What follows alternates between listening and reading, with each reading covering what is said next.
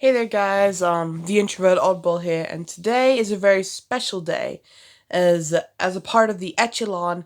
This is a very special day, as it is the 10-year anniversary of 30 Seconds to Mars's third studio album. This is War. Happy birthday, 30. Happy birthday. This is War. Here it is, right here. But yeah, I figured, seeing how it's the 10-year anniversary of This Is War, aka the record that I seem to have more of a connection with more than A Beautiful Lie. Not to slander at A Beautiful Lie, I still think it's a great record, and so do many other people. Heck, some people like it just as much as the debut album. But I don't know. I don't know. Whenever my family went on really long car trips, this record was more likely to be played on the radio on really long car trips. This was more likely, along with Birds of Tokyo's third self-titled record at the time. This was more likely to be played, and it still is more likely to be played than stuff from A Beautiful Lie. um, but yeah, yeah.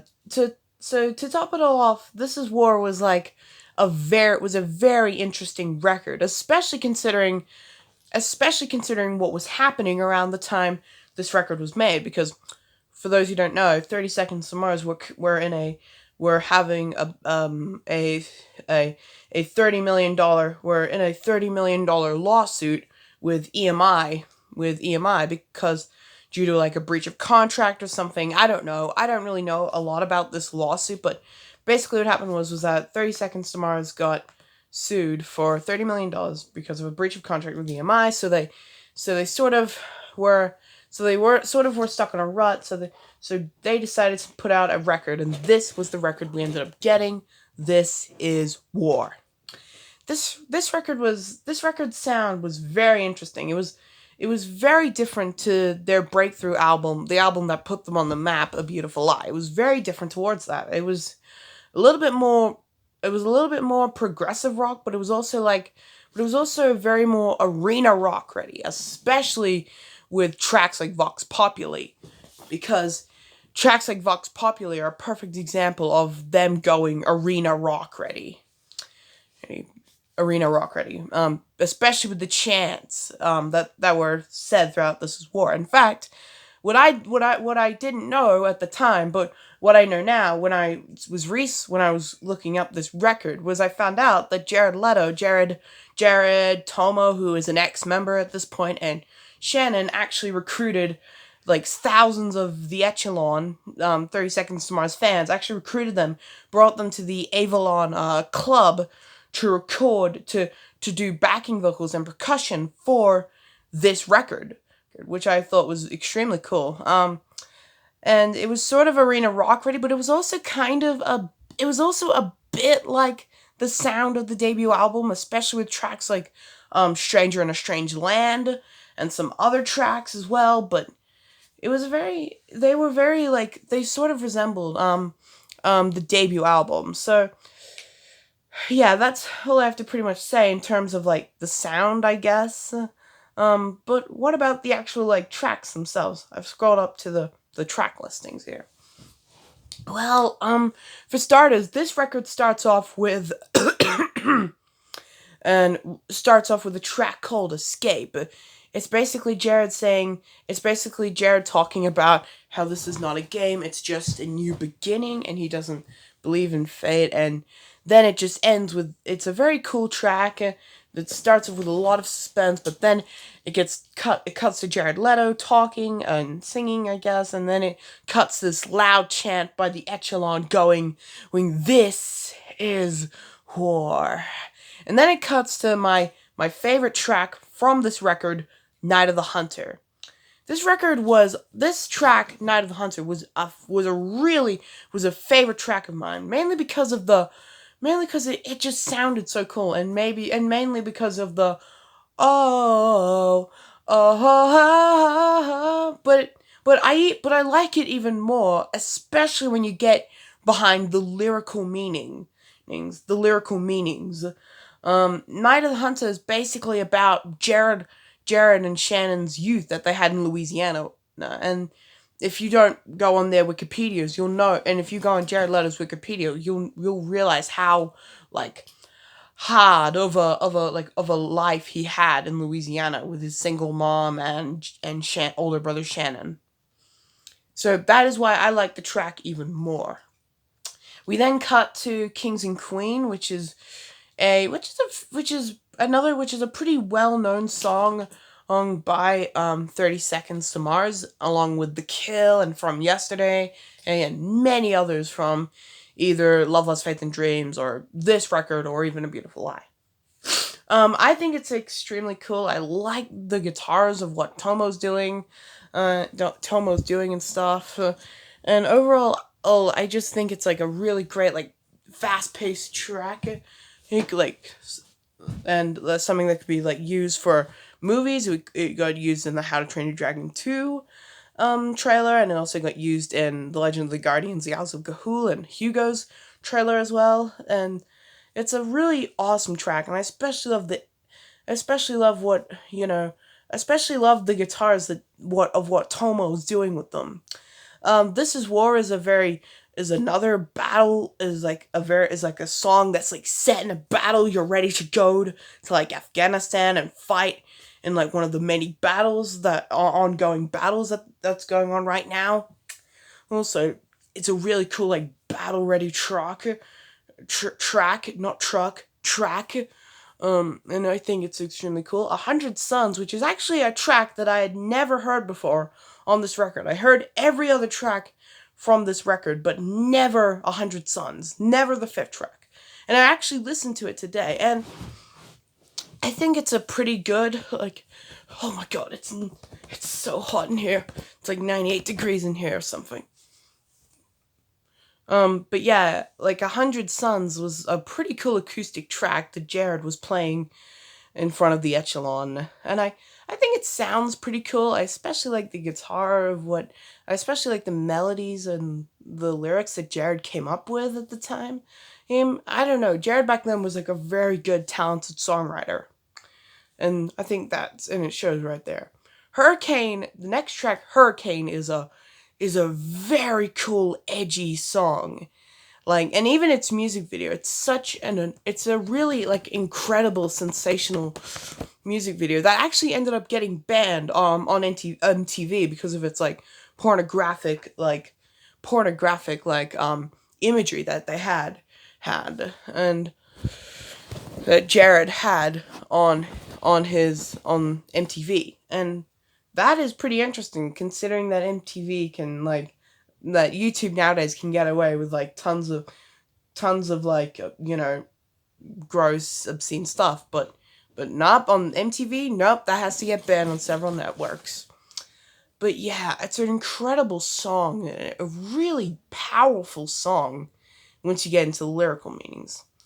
Closer to the Edge is another like fast paced, like, I guess arena rock ready. I'm not really sure, but yeah, it's very fast paced, and it's a very fast paced like song and stuff.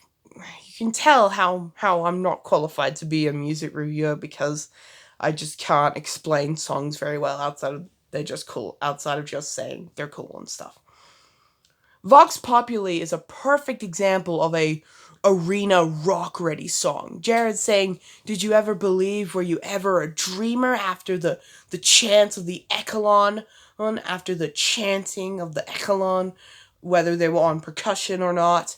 But yeah, it starts off with this really nice. It starts with the synth melody going do do do do do do do do, and then it goes into this deep like bass, I think, going.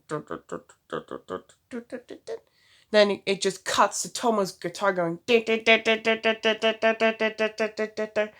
it then just cuts to the echelon just smashing their feet on the ground and clapping at the same time. It's definitely a perfect example of an arena rock ready song. Do I like it? Yeah, I think it's a pretty good track for what it is. Search and Destroy is a very like, it's sort of like you're in like a battle or something, and it's like you're in a battle and you're you're going in this war, and then you end up losing one of your men, and you have to say to the bad guys, let me go, and then Jared just disappears, only to come back into the battle and fight and continue and win the war. That's the Search and Destroy is like another great song, along with the other song I said that I kind of forgot. But it's a very great song that's playing through the war, or I especially like the guitars of what I love the guitars. I especially like what Jared is saying. Like seriously, it's such like a unique song. It's so unique and very emotional. It's a very emotional like song, especially when it gets after the loud drumming is over and Jared's like being taken away or something. Alibi is like a song of like, I guess, returning like back home. Is like, I guess Alibi is like a song about you like going back home after like the war is like over or something, and you just reflect, and it's a really like, it's one of the many 30 Seconds to Mars songs that are like very quiet and very slow and very quiet and stripped down and stuff, along with tracks like A Modern Myth and Remedy. But yeah, it's one of those songs, and then Tomo comes in with his extremely pounding guitars. Honestly, I think Tomo has got to be one of the most underrated guitarists I can think of. In fact, Tomo's not even in this band anymore. He left like just last year. He actually left the band. As of right now, he's like touring with Logic, the rapper, which I think is interesting. I would like to see him live, but the only way I can see him live now is if I go to like a Logic concert. And to be honest, I'm not interested in his music at all.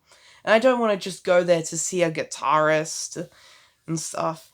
Stranger in a Strange Land is a perfect example of something that sounds like it's from the debut album. If any of you actually don't know what the self-titled album sound like, it's a space rock. It's a very space rock, like progressive rock album. It's a very like space rock sound, sort of something like new metal, something like Hybrid Theory from Linkin Park.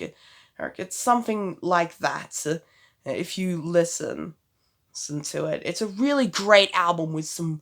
It's a really great album with some of the greatest lyrics that I think Jared wrote, that Jared came up with, along with, with A Beautiful Lie, and also this record, and yeah, maybe even Love, Lost Faith and Dreams, but I have to say that America is kind of the weakest album that they put out, because they went even more sellout than they were before.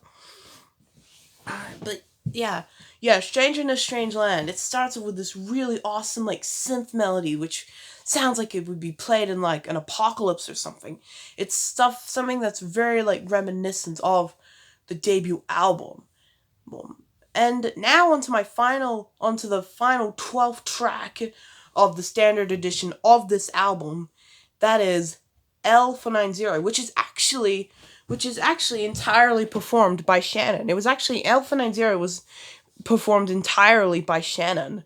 And it was written by Shannon, and the acoustic guitar that gets played throughout the entire like song, that was all done by Jared's brother Shannon. And L490 is such a great track in my opinion. And I think it's one of my personal favorites, along with Night of the Hunter and many of these other tracks. But I like this one a bit more because of its edge. It's like mysterious edge. You're like looking around in this place trying to find somebody, and the synthesizers and the keyboards, they just kick in, and you're just like, wandering around trying to find like a person or trying to solve a mystery or something, and the acoustic guitar just gets louder and louder. And also, there's no vocals at all throughout the entire track. There's no vocals from Jared or something like that. It's all done by Shannon, and there's no vocals. It's entirely an instrumental track. And that's what makes it even better. The fact that there's no vocals at all to carry the song, unlike the other 11 tracks. And then when it gets to the end, you hear all these, you hear this really strange, chant, almost demonic, chant, which is very ironic because the chant is actually done by like Buddhist monks. Like, for those who don't know what the chant at the end of Alpha 90 is coming from, it's actually coming from like a bunch of Buddhist monks who are like praying or something like that. I'm not sure what they were doing throughout the entire Alpha 90 track, but and also something I realized when I was searching up Alpha 90 to get to this like track was that I found out that Alpha 90 was like a painkiller. Like, I didn't know that. So that's what I wanted to say. But yeah, that was the entire those were all the tracks. Overall, this was such a great record. It was very experimental, and overall, I think this album personally, in my opinion, holds up even more, especially compared to the crap that we get from America. Like, seriously, you think that the best that you're gonna get is tracks like One Track Mind featuring ASAP Rocky, where you're trying to build such an edge to your voice, and yet to a payoff that goes no, with a payoff that's non-existent. And also, I did just stole that from John from ARTV. My sincerest my sincerest apologies, John. To that. But it's true though. John from ARTV said it best. What I just said right there. But yeah, personally, in my opinion, I think this record holds up more. Despite the fact that it's a decade old now, I think this record holds up more, just like A Beautiful Lie, and even the self-titled record. Heck, even Loveless Faith and Dreams was still solid.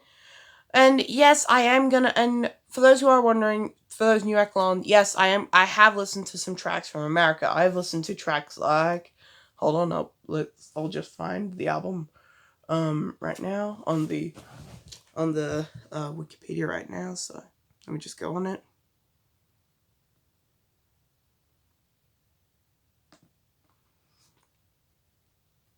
Okay, it appears I have no internet in this area because the internet here is extremely low, so I'll be right back once I can get it up. Actually, you know what? I can just tell you guys the tracks of what I've listened to. The tracks I've listened to are Walk on Water, Remedy, Dangerous Night, One Track Mind. What else? Love is Madness. I've also listened to that. And hold on, I'll be right back. And Rescue Me. I have listened to all 6 of those tracks. And yes, I am gonna listen to all the tracks from America in when I have the time to. It's really hot in this room. I'm probably gonna die of a heat stroke if I just don't get out of here in time. Yeah. Overall, this record is definitely your time and energy. So overall, I'm gonna give this record a good old 10 out of 10. What did you guys think of this? What did you guys think of this review? Hopefully you guys enjoyed this video. And no, this is not going to be included in my reviews of 2019. This is just a one-off music album review or something. I don't know. But anyway, that's all I had to essentially say. Make sure you guys hit that like button. Make sure you hit that subscribe button. And make sure you share it across the internet. But anyway, guys, the Introvert Audible is out. Bye.